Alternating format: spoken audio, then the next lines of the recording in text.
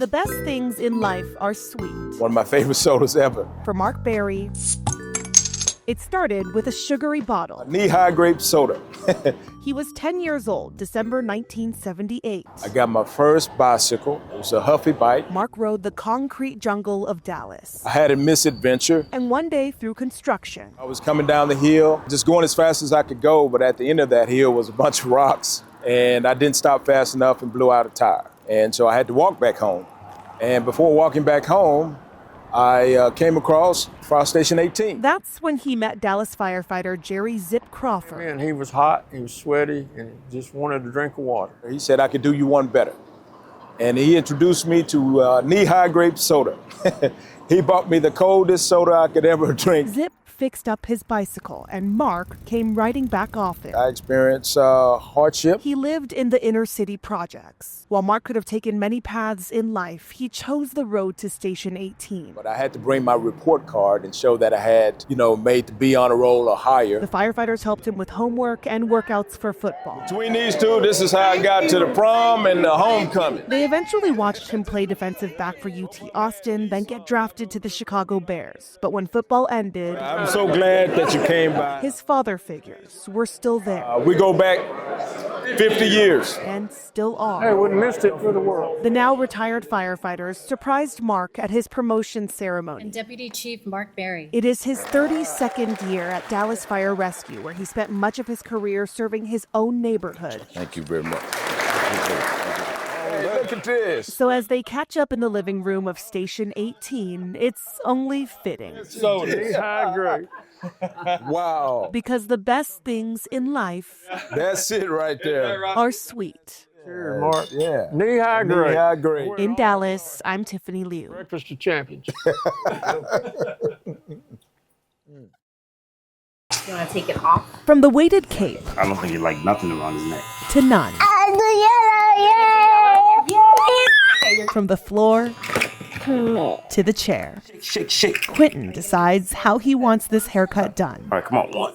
And Henry Amolija makes it happen. We found him on social media. Most people know Henry as the sensory-friendly barber behind the weighted cape. That's essentially how it all started. He invented a barber's cape with weights around the collar, a comfort for many clients he realized fills a greater need for those with neurodivergence. I took my first sensory haircut December 2024, and things just kind of skyrocketed from there. Through social media, Henry makes social impact, sharing his sensory-friendly haircuts with the world. Quentin and his parents met Henry last summer. His odds were against him. Born prematurely, Hydrocephalus ex vacuo is what he's been diagnosed with. And he actually has only, I would say about 20% of his brain on the left side. Quentin survived a stroke in the womb, a brain bleed, and a seizure at birth. That's what you hope for. That's what you want, is someone to understand your kid just a little bit more. And Henry gives him that chance to do so. With patience and love for their 3-year-old son, it quickly made Henry and his assistant Acacia family. Thank you. You're welcome. Henry's work is a calling, so much that he's expanding from this 100-square-foot room in Deep Ellum to a 900-square-foot sensory dream in Richardson. Wherever he goes, we're leaving, we're going with him. Henry is calling it Trimmy's, and in a few weeks, once he and Acacia unpack, the clients will step into Trimmy's world. From the lobby and waiting room to the sights of Jumanji and Apollo. A lot of these kids' toys and fidgets, they ain't cheap. All the sensory-friendly toys given are proof of his impact. People donate a lot of the toys that I use in here. Beyond the toys, $140,000 was also donated to support Henry's mission. Which was able to cover every sensory haircut session we're going to do for 2026, as well as help us expand into our new space. He hopes more stylists and barbers will join him. There's thousands and thousands of families who struggle with haircuts. Quentin, with a fresh fade, You want to pop some bubbles? is one of many who make this journey worth it. It's amazing what a haircut does. I'm Tiffany Liou. All right, come on, pop the bubbles before they go. 5 days after the deadly floods in Kerr County, a couple who survived it Scared. I'm scared, but I need to see it with my own eyes. Is if I don't, I'll speculate. are wondering about their home right by the Ingram Dam. For the first time, Doug Fuller and his wife, Libby Evans Fuller, are seeing what's left. There are no words. It was around 4 a.m, July 4th. Her husband woke her up. Libby put on clothes, and in that short time, You know, the water's coming in under the door at this point. the couple says they saw 5 feet of water in less than 5 minutes. We were on the mattress of the bed, floating, you know, this far from the I ceiling. had the ceiling fan in my stomach. Doug first swam toward the door, hanging onto the frame. The refrigerator was floating in the living room. There was furniture everywhere.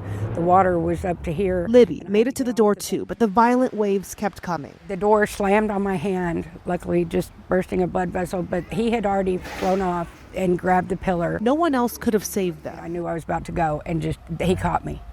Grabbed my hand in my pants and grabbed me to the pillar, and we just held on for a couple more hours. Yeah, a couple hours, and until the water actually subsided all by itself and we could touch the ground again. This pillar saved your life.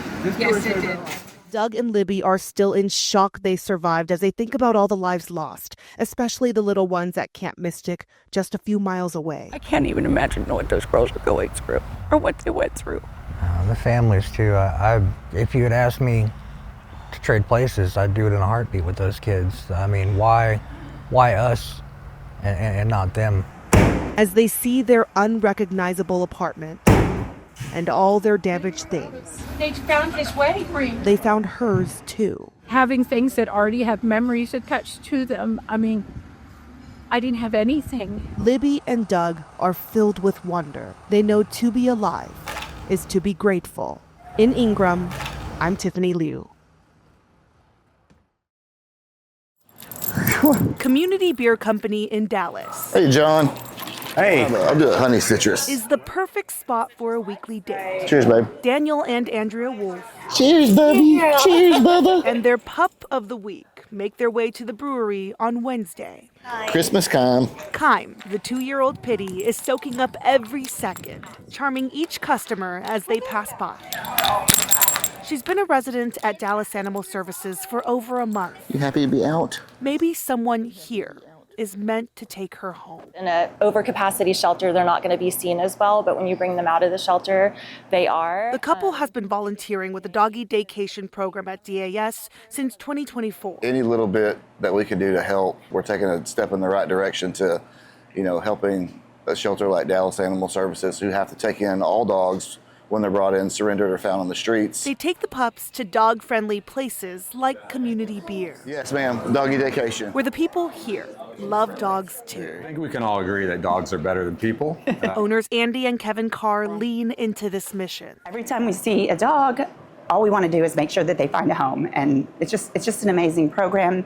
Andrea and Daniel are amazing, and we just want to be a facility where people feel comfortable bringing dogs and that they can meet their forever homes.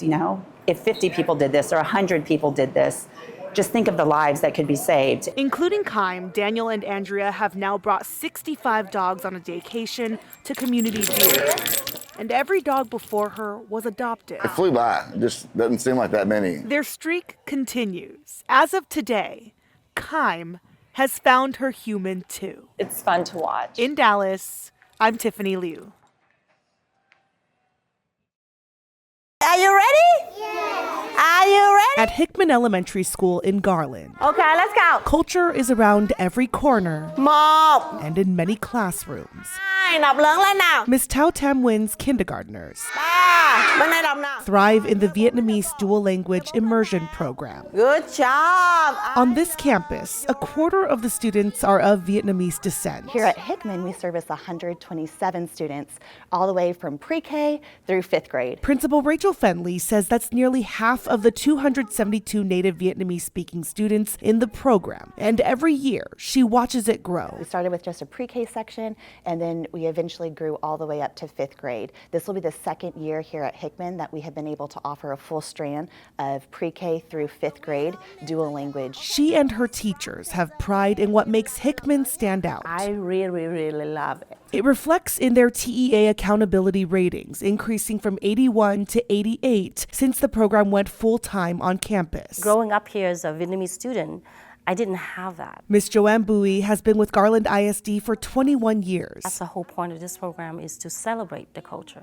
celebrate the language. She teaches third graders. Nó dạy con về. Miss Bowie says some enter the program knowing no English at all, while others have a solid foundation. Con ở xóm của các con. Their curriculum is intentional yet individualized. Social studies and math, we use Vietnamese. Science and English, we use English to teach these students. But then again, along the way, we have to make sure we use the languages interchangeably. Page 33, trang 33. So by the time the students leave Hickman Elementary, their home language is very important. They are proudly fluent in both. Uống nước nhớ nguồn. In Garland, I'm Tiffany Liou.